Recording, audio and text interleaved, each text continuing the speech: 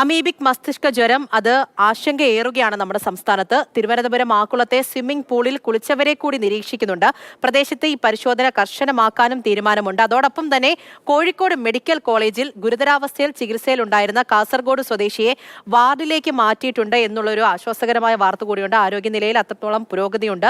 നിലവിൽ കോഴിക്കോട് 10 പേരാണ് രോഗം ബാധിച്ച് ചികിത്സയിലുള്ളത്. ഈ വാർത്തയെക്കുറിച്ച് നമുക്ക് വിശദമായിട്ട് തന്നെ നോക്കാം. തിരുവനന്തപുരത്ത് നിന്നും അമൽ തേനമ്പറമ്പിലും അതോടൊപ്പം തന്നെ കോഴിക്കോട് നിന്ന് ഇംതിയാസ് കരീമുമാണ് വിവരങ്ങളുമായി ചേർന്നത്. ആദ്യം തിരുവനന്തപുരത്ത് നിന്ന് അമലിലേക്ക് നമുക്ക് പോകാം. അമൽ, ഇംതിയാസ്, രണ്ടുപേർക്കും ഗുഡ് മോർണിംഗ്. അമലിലേക്കാണ് ആദ്യം. അമൽ, ഇപ്പോൾ ആക്കുളത്ത് വലിയ രീതിയിലുള്ള ആശങ്ക നിലനിൽക്കുന്നുണ്ട്. ആ സമയം മുതൽ സ്വിമ്മിംഗ് പൂളിൽ കുളിച്ചവരെ ആരൊക്കെയാണ് അതിൽ ഇറങ്ങിയിരിക്കുന്നത് തുടങ്ങിയ കാര്യങ്ങളിലൊക്കെയാണ് പരിശോധന പോകുന്നത് എന്നറിയുന്നു. എങ്ങനെയാണ് കാര്യങ്ങൾ, നടപടികളൊക്കെ എങ്ങനെ മുന്നിലേക്ക് പോകുന്നു?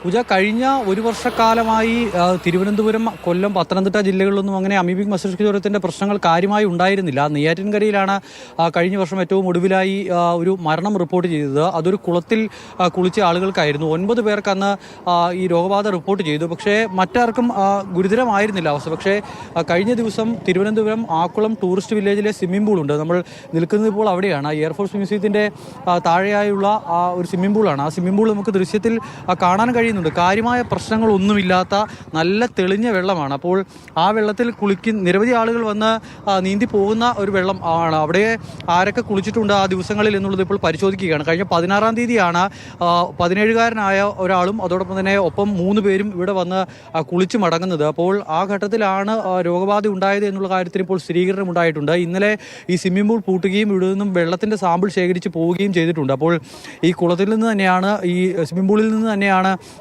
രോഗബാധ ഉണ്ടായത് എന്നുള്ളത് തന്നെയാണ് ഇപ്പോഴും ആരോഗ്യവകുപ്പ് വ്യക്തമാക്കുന്നത്. അതിൻ്റെ അടിസ്ഥാനത്തിൽ ഇവിടെ കുളിച്ച മറ്റാളുകളെ കൂടി നിരീക്ഷണത്തിൽ വെക്കുകയാണ്. നിലവിൽ എന്തായാലും ഈ 17-കാരനല്ലാതെ മറ്റാർക്കും രോഗബാധ സംശയിക്കാൻ വിധത്തിലുള്ള പ്രശ്നങ്ങളൊന്നും ഇല്ല എന്നാണ് ആരോഗ്യവകുപ്പ് വ്യക്തമാക്കുന്നത്.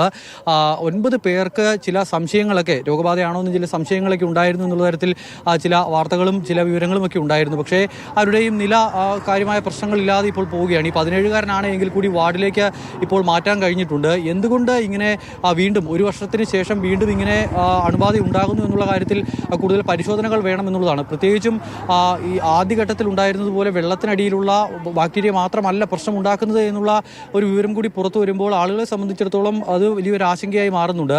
ഇതിപ്പോൾ ക്ലോറിനേറ്റ് ചെയ്ത വെള്ളമാണ് ഈ സ്വിമ്മിംഗ് പൂളിൽ ഉണ്ടായിരുന്നത് എന്നുള്ള കാര്യമാണ് ഇതിൻ്റെ നടത്തിപ്പുകാരൊക്കെ വ്യക്തമാക്കുന്നത്. അങ്ങനെ ക്ലോറിനേറ്റ് ചെയ്ത വെള്ളത്തിൽ ഈ അണുബാധ എങ്ങനെ വന്നു എന്നുള്ള കാര്യം കൂടി ഇനിയിപ്പോൾ പരിശോധനയിൽ കണ്ടെത്തേണ്ടതുണ്ട്.